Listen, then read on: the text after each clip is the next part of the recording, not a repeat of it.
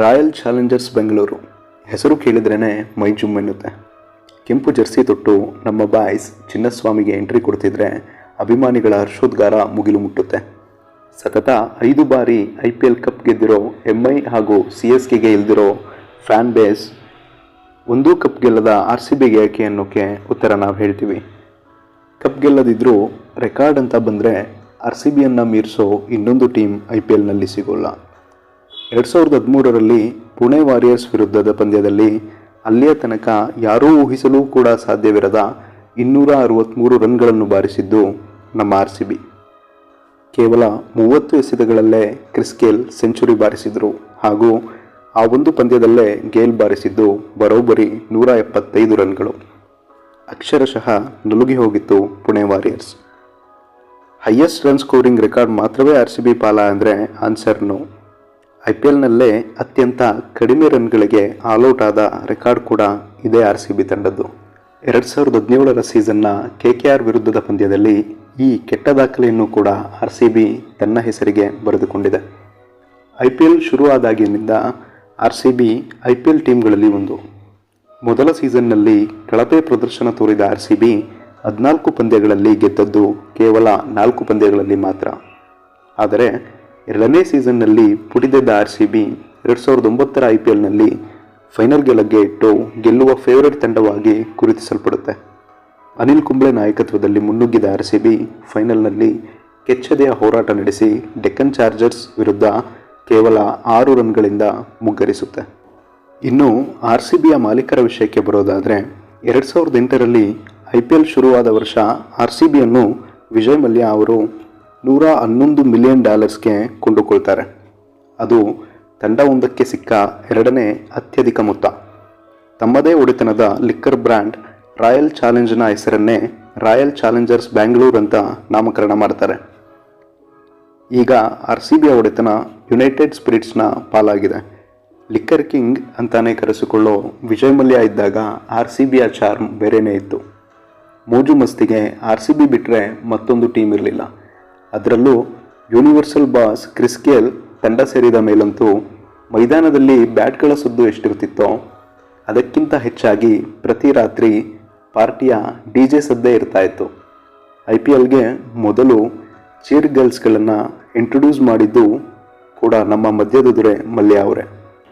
ಜಾಗತಿಕ ಕ್ರಿಕೆಟ್ ಲೋಕದ ಘಟಾನುಘಟಿ ಪ್ಲೇಯರ್ಸ್ ನಮ್ಮ RCB ಟೀಮ್ನ ಭಾಗವಾಗಿ ನಮ್ಮನ್ನು ರಂಜಿಸಿದ್ದಾರೆ.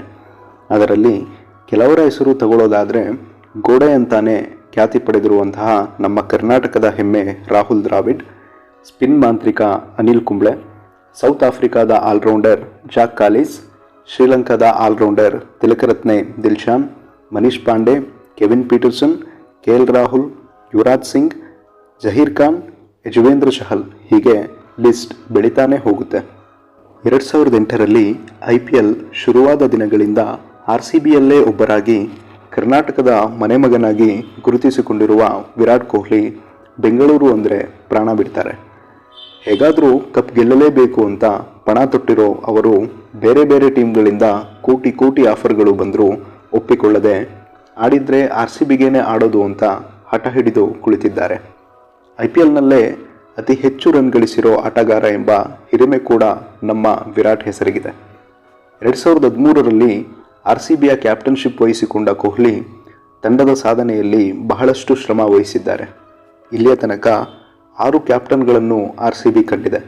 2008ರ ಮೊದಲ ಆವೃತ್ತಿಯಲ್ಲಿ ರಾಹುಲ್ ದ್ರಾವಿಡ್, 2009ರ ಅರ್ಧದವರೆಗೂ ಕೆವಿನ್ ಪೀಟರ್ಸನ್, ಆಮೇಲೆ ಅನಿಲ್ ಕುಂಬ್ಳೆ, 2011 ಹಾಗೂ 12ರಲ್ಲಿ ಡೇನಿಯಲ್ ವೆಟೋರಿ, 2013ರಿಂದ 2021ರವರೆಗೆ ಕಿಂಗ್ ಕೊಹ್ಲಿ ಮತ್ತು ಈಗ ಸೌತ್ ಆಫ್ರಿಕಾದ ಓಪನರ್ ಫಾಫ್ ಡು ಪ್ಲೆಸಿಸ್ ನೇತೃತ್ವದಲ್ಲಿ ಮುನ್ನಡೆಯುತ್ತಿದೆ.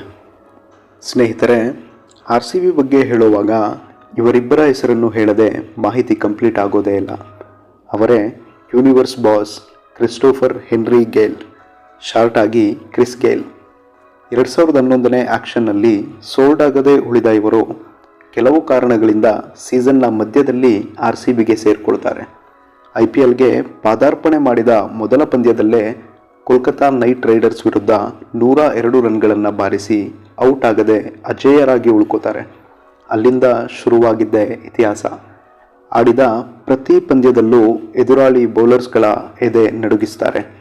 ಅದೆಷ್ಟು ಬಾರಿ ಬಾಲ್ಗಳು ಸ್ಟೇಡಿಯಂನಿಂದ ಆಚೆ ಹೋಗಿವೆಯೋ ಲೆಕ್ಕಕ್ಕೇ ಇಲ್ಲ. T20ಯನ್ನು ಹೀಗೂ ಆಡಬಹುದಾ ಅಂತ ಎಲ್ಲರಿಗೂ ತೋರಿಸಿಕೊಟ್ಟಿದ್ದೇ ನಮ್ಮ RCBಯ ಲೆಜೆಂಡ್ ಈ ದೈತ್ಯ ಪ್ರತಿಭೆ. ಎದುರಾಳಿ ತಂಡದ ಮೇಲೆ ಸ್ವಲ್ಪವೂ ಕರುಣೆ ತೋರದೆ ಅವರನ್ನು ಎಡಬಿಡದೆ ಕಾಡ್ತಿದ್ರು ಗೇಲ್. ಬಹುಶಃ ರಾತ್ರಿಯ ನಿದ್ರೆಯಲ್ಲೂ ಗೇಲ್ರ ಆಕ್ರಮಣಕಾರಿ ಆಟ ಕಂಡು ಬೌಲರ್ಗಳು ನಿದ್ದೆಗೆಟ್ಟಿದ್ರೋ ಗೊತ್ತಿಲ್ಲ. ಇನ್ನು ಮತ್ತೊಬ್ಬ ಅದ್ಭುತ ಪ್ರತಿಭೆ ಅಂದರೆ ಅದು ಮಿಸ್ಟರ್ 360 ನಮ್ಮ AB ಡಿವಿಲಿಯರ್ಸ್. ಗ್ರೌಂಡ್ನ ಪ್ರತಿ ಮೂಲೆಗೂ ಚೆಂಡನ್ನು ಒಟ್ಟೋದ್ರಲ್ಲಿ ನಿಸ್ಸೀಮ ಈ ಸೌತ್ ಆಫ್ರಿಕಾದ ಫಿನಿಷರ್. RCBಯಲ್ಲಿ ಮಾತ್ರವಲ್ಲ, ಬೇರೆ ಬೇರೆ ತಂಡಗಳ ಅಭಿಮಾನಿಗಳೂ ಸಹ ABD ಆಟ ನೋಡೋಕೆ ತುದಿಗಾಲಲ್ಲಿ ನಿಲ್ತಿದ್ರು. ಎಷ್ಟೋ ಸ್ಟಾರ್ ಪ್ಲೇಯರ್ಸ್ ABDಯ ಫ್ಯಾನ್ಸ್. ಈಗಲೂ RCB ಇನ್ಸ್ಟಾಗ್ರಾಮ್ ಅಥವಾ ಎಕ್ಸ್ನಲ್ಲಿ ಪೋಸ್ಟ್ ಮಾಡಿದರೆ ಈ ಸಲ ಕಪ್ ನಮ್ಮದೇ ಎಂಬ ಸ್ಲೋಗನ್ ಜೊತೆಗೆ ಮಿಸ್ ಯು ABD ಎಂಬ ಕಮೆಂಟ್ಗಳೇ ಜಾಸ್ತಿ ಇರ್ತವೆ. ಅಷ್ಟರ ಮಟ್ಟಿಗೆ ಅಭಿಮಾನಿಗಳ ಹೃದಯ ಸಿಂಹಾಸನವನ್ನು ಅಲಂಕರಿಸಿದ್ದಾರೆ AB ಡಿವಿಲಿಯರ್ಸ್. ಅದೆಷ್ಟೋ ಸೋಲಿನ ದವಡೆಯಲ್ಲಿದ್ದ ಪಂದ್ಯಗಳನ್ನು ತಮ್ಮ ಬ್ಯಾಟ್ನಿಂದ ಗೆಲುವಿನ ದಡ ಸೇರಿಸಿದ್ದಾರೋ ಲೆಕ್ಕಕ್ಕೆ ಇಲ್ಲ. ಈಗಲೂ ಯಂಗ್ ಪ್ಲೇಯರ್ಸ್ ABDಯ ಬ್ಯಾಟಿಂಗ್ ಸ್ಟೈಲ್ ಹಾಗೂ ಅವರ ಶಾಟ್ಗಳನ್ನು ನೋಡಿ ಅದರಿಂದ ಸಾಕಷ್ಟು ಕಲಿತಿದ್ದಾರೆ. ಅವರನ್ನೇ ಗುರುಗಳಾಗಿ ಸ್ವೀಕರಿಸಿ ಚೆಂಡನ್ನು ಗ್ರೌಂಡ್ನ ಮೂಲೆ ಮೂಲೆಗೂ ಅಟ್ಟುತ್ತಿದ್ದಾರೆ. ಆದ್ದರಿಂದಲೇ ಕಳೆದ ವರ್ಷ ಅಂದರೆ 2023ರಲ್ಲಿ RCBಯ ದಂತೆಕಥೆಗಳಾದ ಗೇಲ್ ಹಾಗೂ AB ಡಿವಿಲಿಯರ್ಸ್ಗೆ ವಾಲ್ ಆಫ್ ಫೇಮ್ ಪ್ರಶಸ್ತಿ ನೀಡಿ ಗೌರವಿಸಲಾಯಿತು. ಇದು ಕೂಡ IPLನ ಇತಿಹಾಸದಲ್ಲಿ ಮೊದಲು.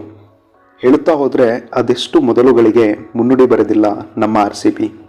ಒಂದು ತಂಡದಿಂದ ದಾಖಲಾದ ಅತಿ ಹೆಚ್ಚು ಸಿಕ್ಸರ್ಗಳು, ಅತಿ ಹೆಚ್ಚು ಸೆಂಚುರಿಗಳು, ಇನ್ನಿಂಗ್ಸ್ನ ಅತಿ ಹೆಚ್ಚು ರನ್ಗಳು ಹಾಗೂ ಅತಿ ಕಡಿಮೆ ರನ್ಗಳು, ವೈಯಕ್ತಿಕ ಅತಿ ಹೆಚ್ಚು ರನ್ಗಳು, ಒಂದೇ ಪಂದ್ಯದಲ್ಲಿ ಅತಿ ಹೆಚ್ಚು ಸಿಕ್ಸರ್ಗಳು, ಹೀಗೆ ಹೇಳುತ್ತಾ ಹೋದರೆ ಗಂಟೆಗಳು ಸಾಲೋದಿಲ್ಲ. ಎಲ್ಲಕ್ಕಿಂತ ಮಿಗಿಲಾಗಿ ಸೋತ್ರೂ ಗೆದ್ರೂ ಈ ಸಲ ಕಪ್ ನಮ್ಮದೇ ಎಂದು ಕೂಗಿ ಕೂಗಿ ಹೇಳುವ ಅಭಿಮಾನಿಗಳನ್ನು ಪಡೆದಿರೋದು RCBಯ ಸಾರ್ಥಕತೆ. ಜಗತ್ತಿನ ಯಾವುದೇ ಸ್ಪೋರ್ಟ್ಸ್ನ ಯಾವುದೇ ಟೀಮ್ಗೂ ಇರದಂತಹ ಅಪ್ಪಟ ಚಿನ್ನದಂತಹ ಅಭಿಮಾನಿಗಳು RCBಯ ಬೆನ್ನೆಲುಬಾಗಿದ್ದಾರೆ. ಎಲ್ಲ ಸ್ಟೇಡಿಯಂಗಳಿಗಿಂತ ಹೆಚ್ಚು ಟಿಕೆಟ್ ದರ ನಮ್ಮ ಚಿನ್ನಸ್ವಾಮಿಯಲ್ಲಿ ನಡೆಯುವ RCB ಪಂದ್ಯದಲ್ಲಿ ಇರುತ್ತೆ. ಆದರೂ ಒಂದು ಸೀಟ್ ಖಾಲಿ ಉಳಿಯೋಲ್ಲ. ಕೆಲವು ಬಾರಿ ಬ್ಲ್ಯಾಕ್ ಟಿಕೆಟ್ ಕೂಡ ಸಿಗಲ್ಲ RCB ಪಂದ್ಯಗಳಿಗೆ. ಇದರಲ್ಲೇ ತಿಳಿಯುತ್ತೆ RCBಯ ಫ್ಯಾನ್ ಬೇಸ್ ಎಷ್ಟು ಲಾಯಲ್ ಅಂತ. ಈ ವರ್ಷ ತನ್ನ ಜರ್ಸಿಯಲ್ಲಿ ಬದಲಾವಣೆ ಮಾಡಿಕೊಂಡಿರೋ RCB ಹೆಸರನ್ನೂ ಕೂಡ ರಾಯಲ್ ಚಾಲೆಂಜರ್ಸ್ ಬೆಂಗಳೂರು ಎಂದು ಮಾಡಿಕೊಂಡು ಅಭಿಮಾನಿಗಳಿಗೆ ಖುಷಿ ಕೊಟ್ಟಿದೆ. 2024ರ IPL ಟ್ರೋಫಿ ಎತ್ತಿ ಹಿಡಿಯಲೇಬೇಕು ಅಂತ ಪಣ ತೊಟ್ಟಿರೋ ಕಿಂಗ್ ಕೊಹ್ಲಿ ಇದು RCBಯ ಹೊಸ ಅಧ್ಯಾಯ ಅನ್ನೋ ಸ್ಲೋಗನ್ ಕೂಡ ಹೊರಡಿಸಿದ್ದಾರೆ.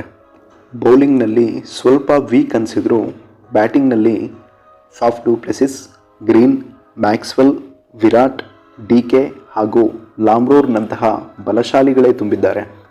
RCBಯ ವುಮೆನ್ಸ್ ತಂಡ ಕಪ್ ಗೆದ್ದಿದ್ದಾಗಿದೆ. ಇನ್ನು ಮೆನ್ಸ್ ಕೂಡ ಗೆದ್ದರೆ 2024 ಕನ್ನಡಿಗರ ಪಾಲಿಗೆ ಸ್ಮರಣೀಯ ವರ್ಷವಾಗೋದ್ರಲ್ಲಿ ಯಾವುದೇ ಅನುಮಾನವಿಲ್ಲ. ಬನ್ನಿ ಸ್ನೇಹಿತರೆ, ಈ ಸಲ ಕಪ್ ನಮ್ಮದೇ ಎನ್ನುವ ಬದಲಿಗೆ ಈ ಸಲ ಕಪ್ ನಮ್ಮದಾಯಿತು ಎನ್ನುವ ದಿನಕ್ಕೆ ಪ್ರಾರ್ಥಿಸಿಕೊಳ್ಳೋಣ.